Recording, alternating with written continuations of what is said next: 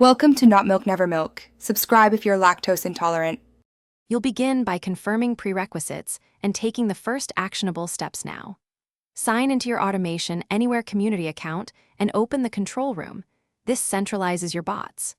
Once done, install the bot agent on the machine that will run bots and connect it to the workspace URL you noted. Make sure target applications are ready with test credentials and consistent window titles so the recorder finds them reliably. These initial actions save time and prevent basic connectivity issues later. Next, you'll record and design the bot logic. Use the smart recorder for resilient capture of dynamic web or desktop elements. It reduces fragility.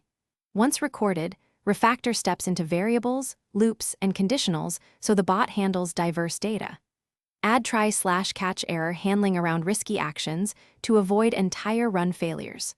Also, split functionality into sub-bots to reuse components across processes. Doing this makes maintenance easier and clarifies why decisions are made when you revisit the project.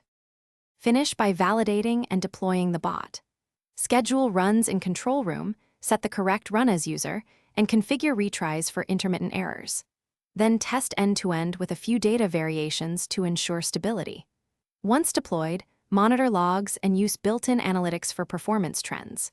If something goes wrong, start troubleshooting by checking bot agent logs and revalidating element selectors or XPaths. Mismatch selectors are the most common failure cause.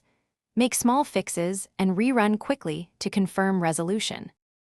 Thanks for watching. If this was helpful, leave a like and consider subscribing. See you next time.